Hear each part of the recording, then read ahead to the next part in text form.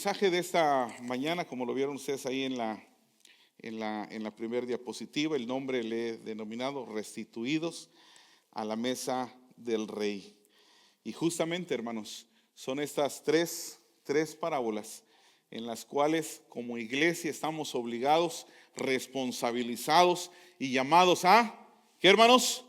Llevar el evangelio, buscar aquellas ovejas perdidas, recuperar. ¿Qué vamos a recuperar, hermanos? Nuestro primer amor. Fíjense, hermanos, la primera parábola nos decía el pastor John que la oveja perdida representa la misión evangelística de la iglesia. Nuestra tarea como iglesia de salir a buscar, alcanzar almas, traer de vuelta. No podemos ser una iglesia cómoda, debemos ser una iglesia con propósito, una iglesia que busca ser intencional. Y ese es el mensaje, llevar todo lo que hoy nosotros aprendemos, la gran comisión, ir y hacer, ¿qué, hermanos? Discípulos. Pero también hay algo que es muy importante. Los que están aquí, dice, la moneda perdida habla de recuperar lo que se ha pagado. Esa parábola habla de la moneda que estaba perdida dentro de la casa. Y eso representa a los creyentes que aún están en la iglesia, pero han perdido su pasión, su fe, su esperanza, su primer amor. Y nuestra tarea como iglesia es encender la lámpara para regresar a la palabra, barrer la casa, limpiar lo que nos está estorbando para el crecimiento espiritual y restaurar el primer amor. No todo el que está perdido, hermanos, está fuera. Muchas veces estamos dentro, pero nos hemos quedado dormidos.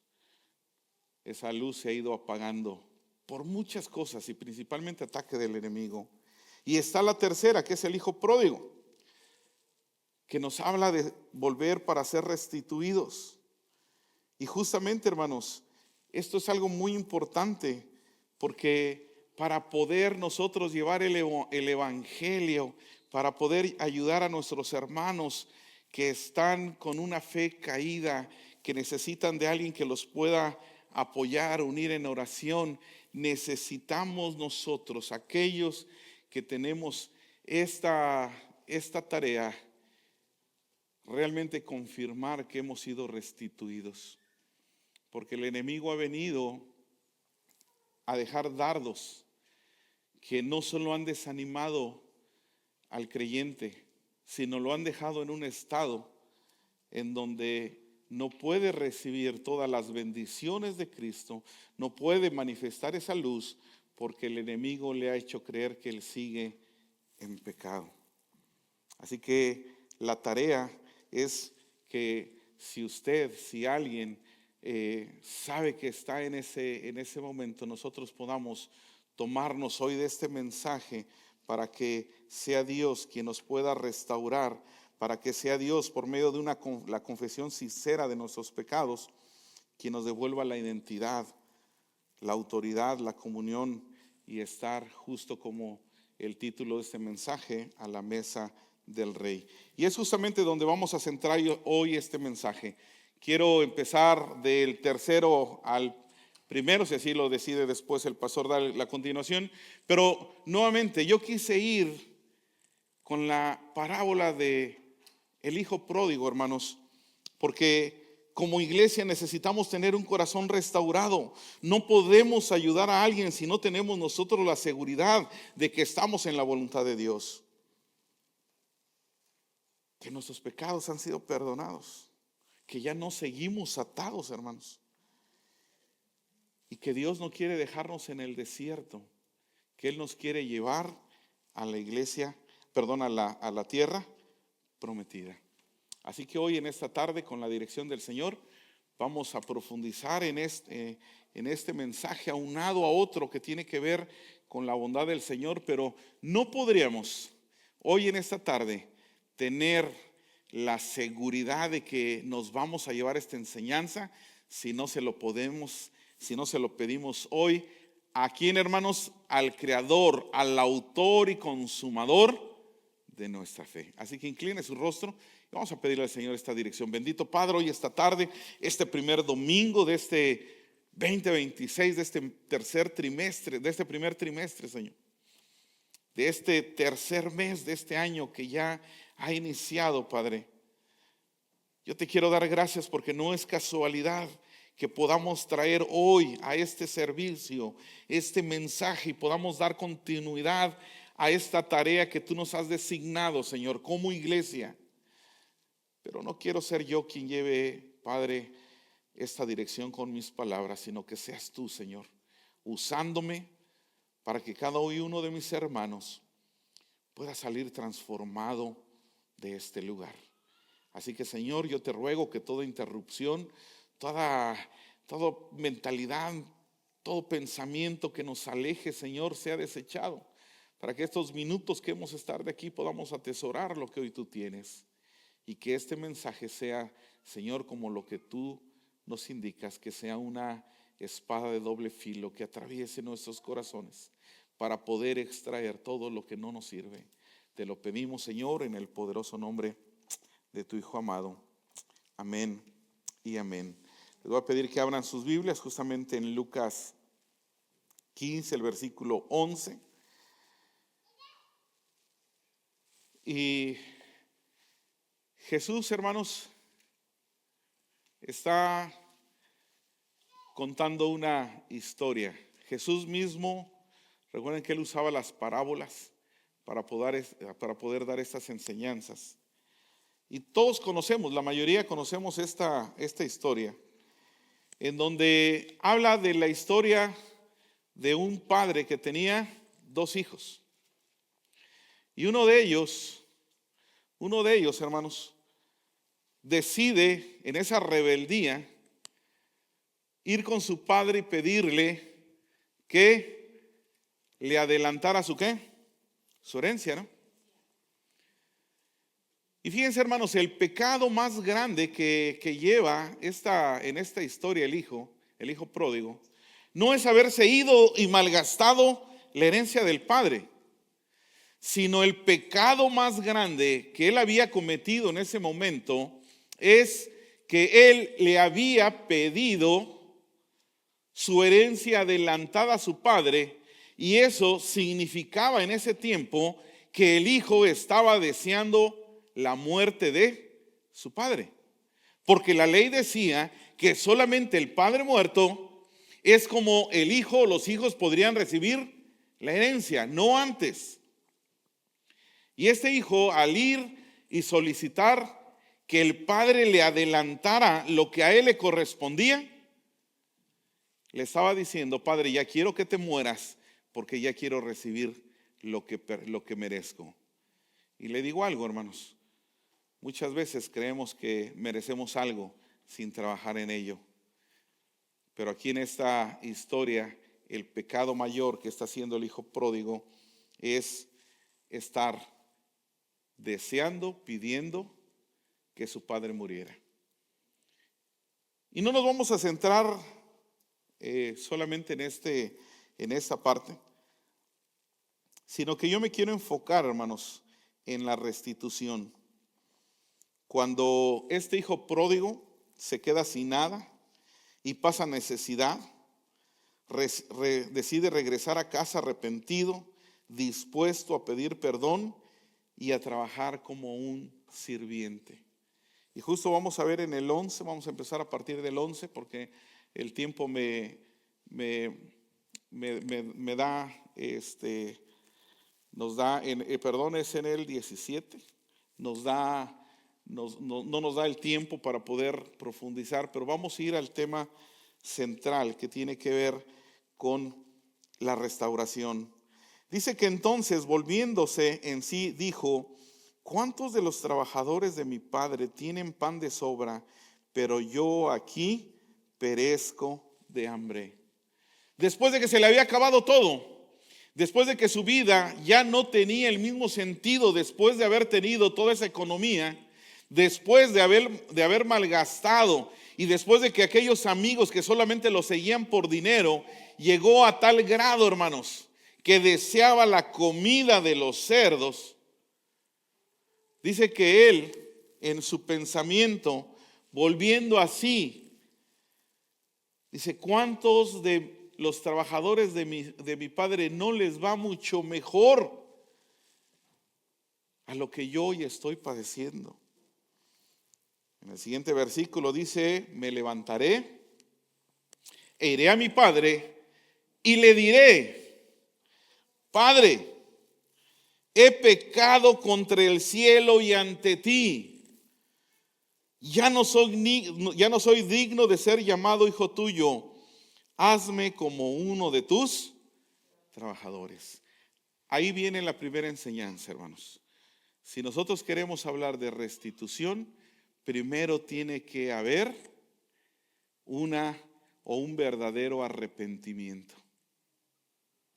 Tiene que haber un verdadero arrepentimiento. Él todavía no llegaba, él todavía no veía a su padre. Y ya él, ¿qué estaba pensando?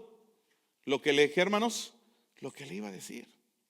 Él no dijo en su mente, bueno, ¿yo qué hago aquí? Al final mi padre me quiere y cuando él me vea me va a restituir y él va a decir, hijo, bueno, que estás castigado, pero ven, regresa. No. Él dijo, aunque yo he pecado, yo le voy a decir a mi padre que primeramente, ¿a quién dice que contra quién pecó, hermanos? ¿Qué reconoció él? Que primero había pecado contra Dios. Dice, he pecado contra el cielo y también he pecado contra ti. La restitución viene, hermanos, cuando usted sabe que al primero que ofendió fue a Cristo. No al hermano, no al esposo, no a la esposa, no a su cuerpo. Al primero que usted afectó, ofendió, fue a Dios. Y él ya va con esa actitud. Él todavía no va a ver a su padre, pero él ya lleva esa actitud. Y aquí entonces vemos cómo empieza a trabajar esa actitud de arrepentimiento. Dice que levantándose, en la siguiente, por favor, levantándose fue a su padre cuando todavía estaba lejos. ¿Qué sucedió, hermanos? Increíble, hermanos. Dice que cuando él va a su padre, levantándose él, dice, ni siquiera aún llegaba, estaba lejos. Su padre lo vio y sintió compasión por él y corrió y se echó sobre su cuello y lo besó. ¿Se dan cuenta, hermanos, cómo podemos ver la compasión de un padre? ¿Cómo es ese amor tan grande de un padre que no le importó la vergüenza? Porque ya era una ofensa lo que había hecho y él iba a ocasionar una doble ofensa al dejar que ese hijo que había pecado lo dejara regresar a casa. Pero ni siquiera dejó que aquel hijo llegara. ¿Quién fue el que corrió, hermanos? El padre fue el que corrió a alcanzar a su hijo con los brazos abiertos. Y les digo que hay una vergüenza, hermanos, pero también hay una vergüenza física. Porque antes, recuerden que las vestiduras eran largas, no eran los pantalones que hoy usamos los hombres. Entonces, para que este padre tuviera que haber corrido, ¿saben qué tuvo que haber hecho? Se tuvo que haber levantado la vestidura para poder correr. Y esa humillación era algo que no podía darse un padre. Pero esa es la humillación que Jesucristo dio. Morir como un ladrón, morir como un pecador, porque los que merecían estar eran ustedes y yo. Y el burro por delante. Porque yo era el que tenía que estar ahí. Oh, pero a veces es bien fácil, ese pecador, ese que anda ahí. Tenemos que entender que el verdadero amor, hermanos, viene por esa compasión de saber el estado en el que estaba. Les puedo asegurar que ese padre sabía perfectamente la situación por la que había pasado su hijo. Y no le importó lo que dijera la gente. Se humilló para venir corriendo a los brazos de Cristo. de su padre.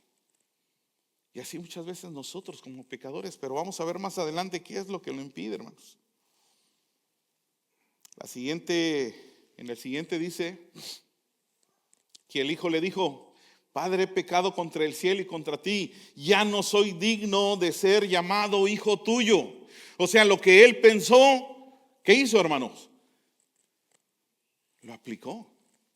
Él se confesó. ¿Se acuerdan que versículos atrás dice que él lo estaba pensando? Pero cuando ya está con el Padre, él confiesa y le dice: Padre, ya no soy digno de ti. He pecado contra el cielo y contra ti. Ya no soy digno de llamarme hijo tuyo. Y me voy a detener aquí con esta historia. Y vamos a entrelazar otra historia que tiene que ver con restitución. Y que en algún momento yo les había comentado que cuando hubiera la oportunidad, le pediría al Señor que pudiese yo compartirles también esta enseñanza. Y hoy doy gracias a Dios porque justamente se entrelazan estas historias. Yo le voy a pedir que ahora vaya a su Biblia y busque usted la siguiente diapositiva, por favor. Segunda de Samuel, en el capítulo 9. Fíjense cómo el padre no permite que el hijo diga más. El padre le dice: ya no soy digno de llamarme hijo tuyo. Y antes de que él siguiera diciendo que ya no era merecedor, que él ya no merecía ese amor, el padre simplemente, hermanos, lo abrazó. Él ya no permitió que el hijo dijera o siguiera continuando expresiones donde estaba rechazando la gracia.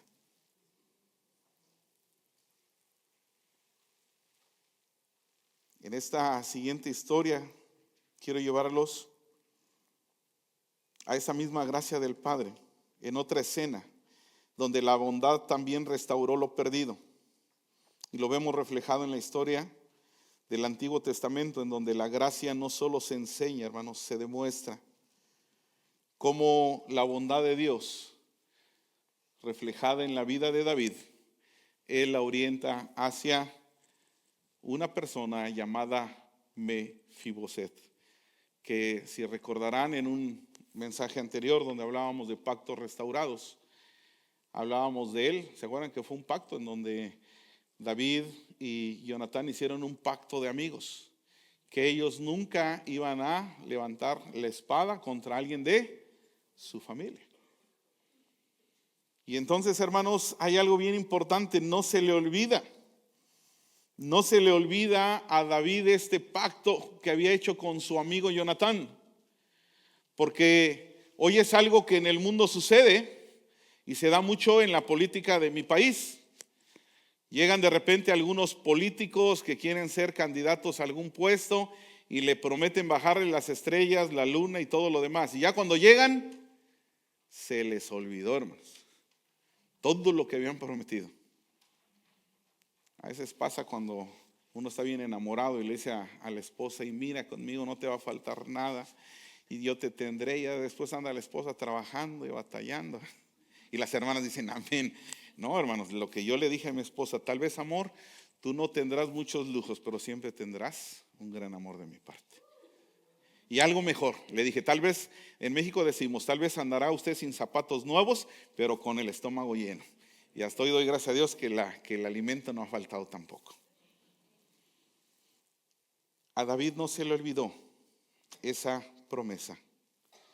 Entonces David, ya estando en el trono, él viene a su mente este pacto y dice que él pregunta: ¿hay todavía alguien que haya quedado en la casa de Saúl para que yo le muestre la bondad por amor a Jonatán?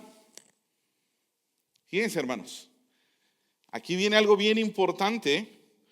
Está hablando que él quiere restituir a alguien para mostrar que, hermanos, la bondad de un amor, de un aprecio, de un pacto que se había tenido.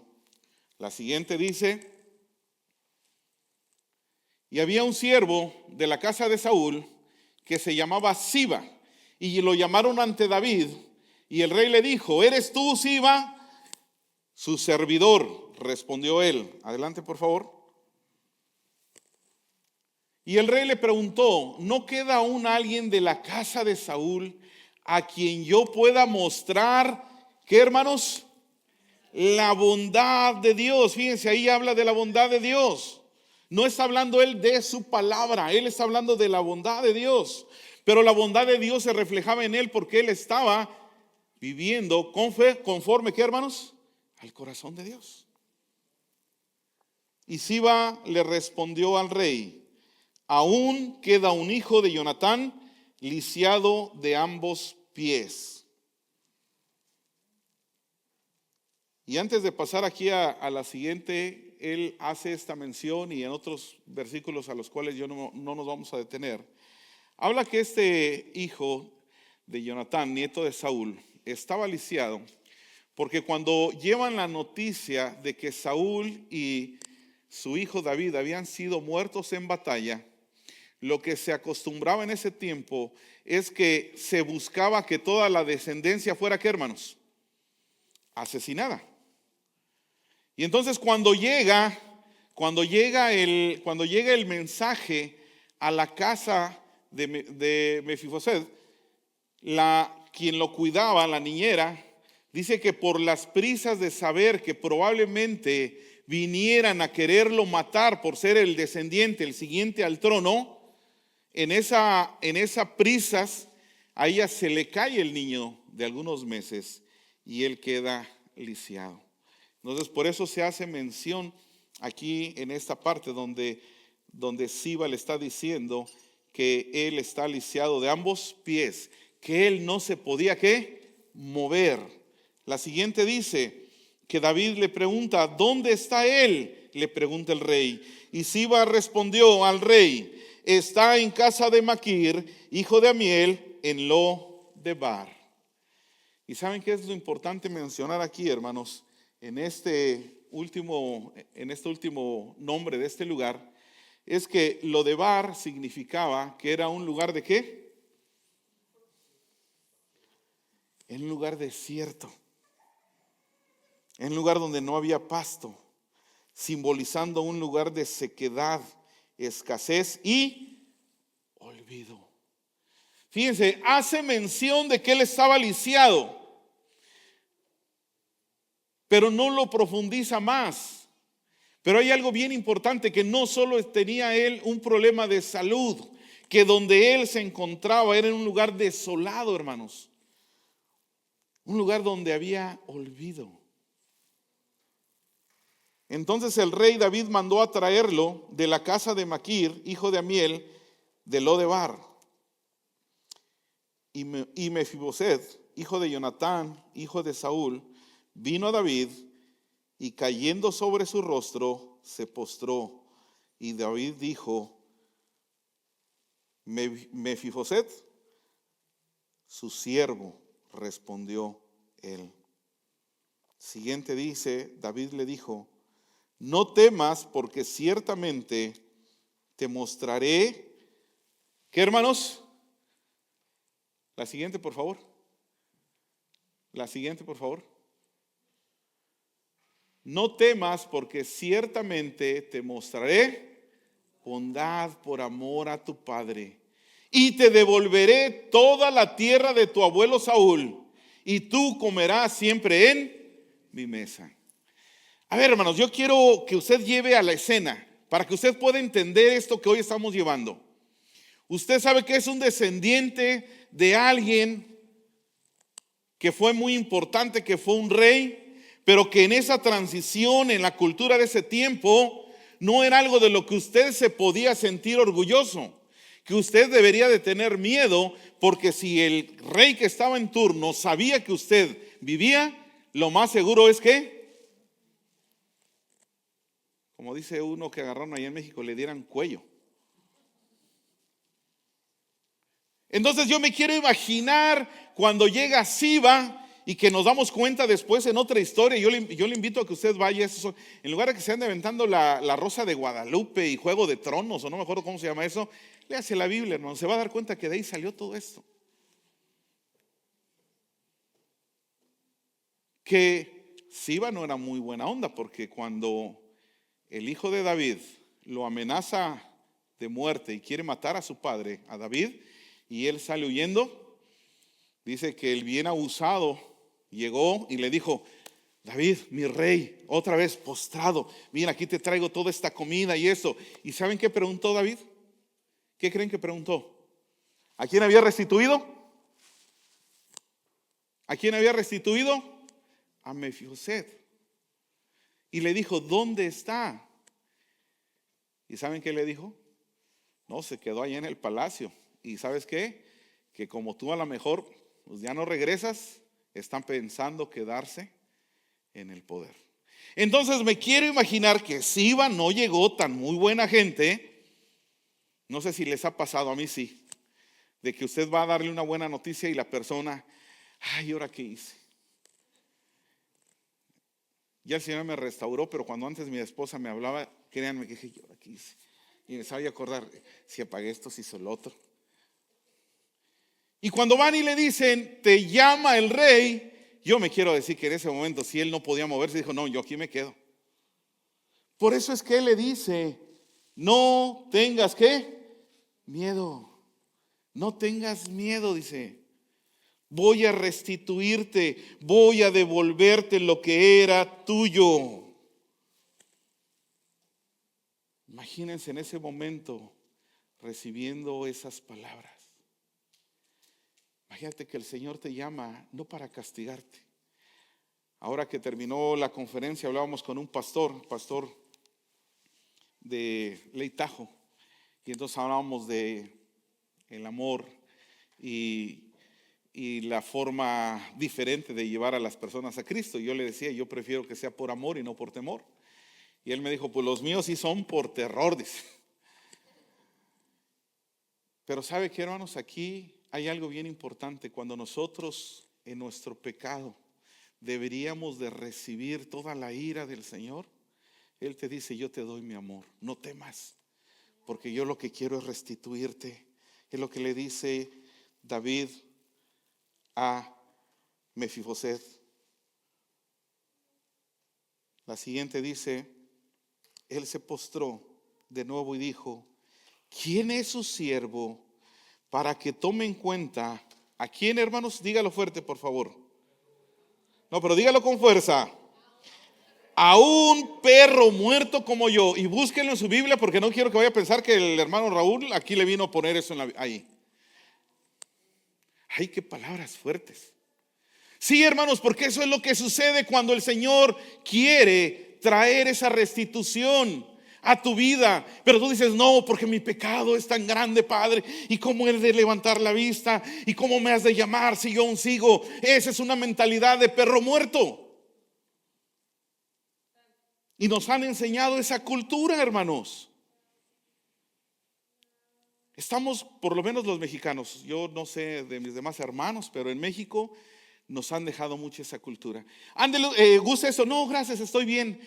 Una soda, usted tiene ya hasta los labios secos, hermano. Y una gotita, usted diría: no, estoy muy bien, gracias, la acabo. Oye, ¿gustas desayunar? No, estoy bien, gracias. ¿Se ha dado cuenta cómo lo rechazamos? No sé en las otras culturas. A mí me pasaba algo, que de repente alguien me invitaba a comer, y yo recuerdo una persona, la primera vez que fui a comer con mis jefes, y me dijeron: Raúl, pide lo que quieras. Y cuando yo, en lugar de ver primero los steaks de este tamaño, ¿qué creen que vi primero, hermanos? El precio. ¿Y cuán creen que pedí? El más barato. Porque esa es la mentalidad de perro muerto, que tú no te mereces nada. Y no se trata de decir: yo soy el hijo del rey y tengo que vestirme con esas vestiduras y a mí me tienes que atender. No, es también aprender a recibir la gracia, aprender a recibir lo que el Señor vino a hacer en la cruz. Dar su vida, humillarse para que tú fueras restituido. Pero ¿saben de dónde viene eso, hermanos? Viene del enemigo. de querer dejarnos esa mentalidad. Por eso es que el padre paró ahí al hijo, porque sabía que el hijo iba con esa mentalidad de perro muerto también, de que él ya no se merecía. ¿Qué decía el hijo? ¿Que lo restituyera como hijo? No, dice, aunque sea que me trate como uno de sus trabajadores. Ay, aunque sea, Señor, mira, con que llegue yo ahí al cielo, hermano, he escuchado esos comentarios. Ya aunque sea me agarro del pastor para que me lleve, no ese que me quede. Hablaba yo con este pastor porque él ha tenido muchas revelaciones y mis respetos, hermanos, cuando el Señor los usa así. Y le dije, hermano, me da pena, pero pues yo lo único que sueño, aparte de soñar a veces con mi esposa, que me trata bien y se cumple y que es realidad, sueño algo que me hace despertar gritando, y es que me quedo en el rapto. Y a lo mejor aquí alguien sabe qué es el rapto, porque hoy ya, como ya ni se habla de eso, hermanos, ya está pecado, creo que está en las leyes de California que vayamos a hablar del rapto. Y termino llorando, hermanos, porque es una desolación. Le decía yo al pastor, es algo tan gris, tan triste. No es la devastación de la que se habla. No veo hoy aquí a mi hermano Juan. No sé, pastor, qué le hayas dicho, pero mira, ni siquiera regresó la niña. No me la hayas espantado. Le pidió que el pastor le explicara los demonios, los animales que iban a ser desatados en la tribulación. Sí, pastor, sí, te estoy dando de más. Y entonces cuando le dije así, no, dije yo, ¿sabes qué? Que yo me voy mejor por la libre. Ahí te dejo al pastor, no sé que no vayas a dormir y al rato me echas la culpa. No era ni siquiera eso, hermanos, por los que han profundizado en el libro de la Revelación. No es todo el tormento que llegará. ¿Saben qué es lo que realmente hace eso que yo levante, que mi esposa me mueve y dice, ¿qué te está pasando? Es la gran desolación, hermanos. ¿Y saben qué es lo más triste que se va a vivir en este planeta, en este mundo, cuando venga Cristo por su iglesia? En este rapto, en este arrebatamiento, la desolación. Porque hoy lo que hace que todavía haya misericordia y gracia es el Espíritu Santo. Y ese se va con su iglesia, hermanos. Las iglesias van a estar abiertas. Va a haber gente que va a seguir predicando. Pero ya no estará el Espíritu Santo. Por eso no es el predicador, por eso no es el mensaje. Es Jesucristo. Es el Espíritu Santo obrando en cada corazón. Cuando Él te dice, necesitas ser restituido. Tú no te vas a quedar en el desierto, no te vas a quedar en Lodebar. Hay un lugar mejor para ti. No necesitas quedarte aquí. Y hay algo bien importante, hermanos. La que sigue, por favor. El rey llama a Siba y le dice, todo lo que pertenecía a Saúl y a su casa, lo he regresado a su nieto. Y fíjense, no está ahí porque para poder avanzar aún más rápido, no quise dejar estos versículos. Dice, y tú y tus hijos y tus siervos cultivarán la tierra para él y llevarán los frutos para que el nieto de tu señor tenga alimento. O sea, le está diciendo, todo lo que era él, se lo vas a restituir. Y tus hijos y tus empleados van a trabajar para él. Pero dice, sin embargo, Mefiboset, nieto de tu señor, comerá siempre en mi mesa. Y Mefiboset comió en la mesa de David como uno de los hijos del rey, no como un empleado, no como un invitado. El Señor hoy te dice, te quiero restituir como mi hijo, hermanos. Y esta es la restitución. Es aquí en donde vemos cómo se aplica este mensaje acerca de la restitución, hermanos. Fíjense cómo se unen estas dos historias. La siguiente, por favor. Pero el padre, regresamos al hijo pródigo. Pero el padre le dijo a sus siervos, pronto, traigan la mejor ropa y vístanlo. Pónganle un anillo en su mano y sandalias en los pies. Traigan un becerro engordado, mátenlo y comamos. ¿Y qué? Regocijémonos. Esto me llevó a un tema que me dolió, porque el Señor te restituye con cosas nuevas. Y a veces usted ve la necesidad de alguien y le regala lo que le sobra. A veces vas y le quieres invitar a alguien lo que no te quisiste comer. A veces le das los zapatos que ya usaste o lo que ya no te queda. Y Dios te restituye con todo nuevo. No le dijo, vas a ser como uno de mis empleados. Aunque el hijo sabía que él ya iba a estar mucho mejor siendo como uno de los empleados, el padre lo restituye como su hijo y mata el mejor ternero y le da el anillo que lo restituye como hijo. Le dio lo mejor, hermanos. La que sigue, por favor. ¿Por qué, hermanos? Porque le dijo a todos, porque este hijo estaba muerto y ha vuelto a la vida, estaba perdido y ha sido hallado. Y comenzaron a regocijarse. Porque él estaba perdido, porque estaba muerto. Cuando nos encontramos en un estado de pecado, hermanos, usted está muerto espiritualmente. Pero el Señor lo quiere restituir en vida.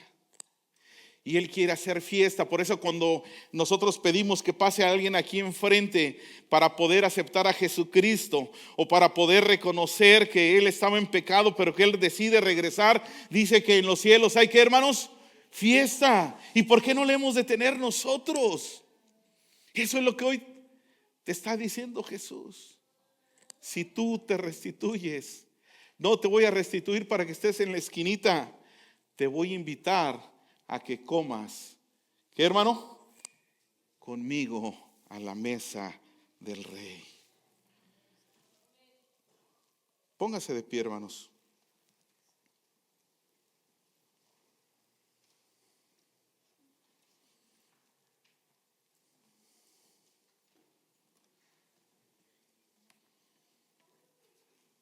Dice que Mefiboset moraba siempre en Jerusalén.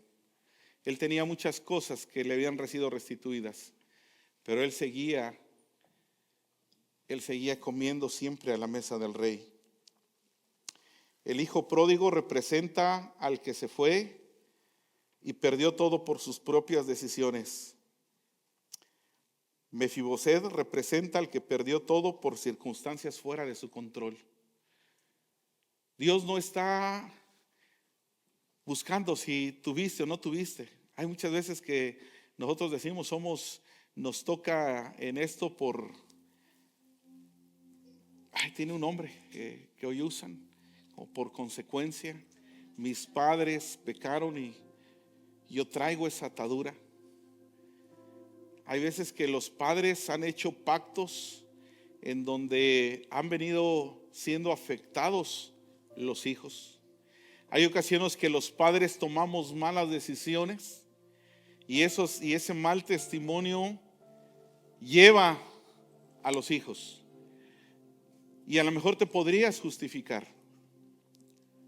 pero aquí está la historia de Mefiboset. Él no tuvo la culpa de estar lisiado. Él no tuvo la culpa, pero él vivía en la desolación. El hijo pródigo tomó la decisión de pecar de manera deliberada. Sabiendo lo que él estaba haciendo, no le importó. Yo no quiero ir ahí. No soy nadie para juzgarte. Yo solo te puedo decir que todos somos pecadores. Pero hay un pecador que no está restituido. Y es aquel que reincide en su pecado. Y ya no hay más tiempo, hermanos. Hoy hasta la misma gente de afuera se está espantando de todo lo que está sucediendo. ¿Qué le garantiza que usted mañana se puede arrepentir? ¿Qué le garantiza que usted diga, bueno, sí, bonito mensaje, pero Señor, todavía yo tengo que arreglar otros asuntos y cuando los termine, vengo para que me restituyas? ¿Qué te garantiza que este no es el último día para que tú puedas ser restituido? El hijo pródigo regresó sintió el arrepentimiento y regresó. Dice en la palabra que le pidamos perdón al Señor por los pecados tan ocultos que ni nosotros conocemos. Y es ahí donde entra la historia de Mefiboset. Él no llegó. ¿El que pasó? Ahí lo trajo el rey. Aquí no es si llegaste o Él te trajo. Aquí es la importancia de que hoy tú puedes ser restituido. Y en esa parte, hermanos, ahí sí solamente, como dicen muchos, es entre usted y el Señor. Pero hoy yo le puedo asegurar que este canto de la bondad de Dios nunca más lo va a entonar de una manera simple si hoy usted logra entender que la bondad de Dios es la que lo lleva a la restitución, la que lo lleva a la mesa del rey, la que le quite esa mentalidad de yo no me lo merezco. No sé cuántos de aquí se entonaron esa canción tan famosa que decía: yo no nací para más y yo me merezco lo peor. Pero la bondad de Dios dice que Él hoy te quiere restituir, que hoy, si tú quieres, tú puedes comer en la mesa del rey. Pero lo único que hoy tú necesitas es arrepentirte, tener un arrepentimiento sincero. Porque la única manera, la única forma de poder tener esta restitución total es cuando nosotros reconocemos que el enemigo nos ha engañado, haciéndonos creer que siempre vamos a vivir en esa atadura. No. Si nosotros pensamos eso, estaríamos desechando lo que se hizo en la cruz, hermanos. Dios lo vino a restaurar. Todo lo que el Señor hace es bueno, es completo, es perfecto. Solamente que tenemos que tener esa mentalidad hoy de decir: Señor, esta tarde, hoy yo quiero reconocer que el enemigo me ha engañado, que me ha dado esa mentalidad de que yo no me merezco tu amor, de que yo no merezco la salvación. Pero yo esta tarde entiendo que la restitución no es parcial, que no es solo volver a casa, que es volver a la mesa del rey. La bondad del Padre no solo perdona, sino que restaura posición, identidad y herencia. No solo nos deja volver, nos sienta a la mesa. El mismo Padre que restaura, hermanos, es el mismo que termina lo que empieza. Él termina esa obra. Él no solo te recoge como un hijo pródigo, sino te sienta en la mesa como a Mefiboset, Él es el creador y consumador de tu historia. Así que yo le voy a invitar, que hemos cantado muchas veces esta alabanza, pero hoy usted entónela creyendo que hoy, esta tarde, hoy este domingo 1 de marzo, hoy usted quiere recibir la bondad de Dios. Que si usted no cree que fue por sus propias fuerzas, que hoy usted no se levantó queriéndose despojar de esa atadura, hoy el Señor aquí estaba ahí afuera esperándolo con los brazos abiertos, diciéndole: hijo, aquí estás, esta es tu casa, te fuiste, pero hoy regresaste. No me importa lo que hiciste, lo importante es que hoy estás aquí. Y no solamente te estoy aceptando, te estoy dando vestiduras nuevas. Hoy quiero restaurarte por completo. Hoy quiero que tú conozcas mi bondad, la bondad de Dios.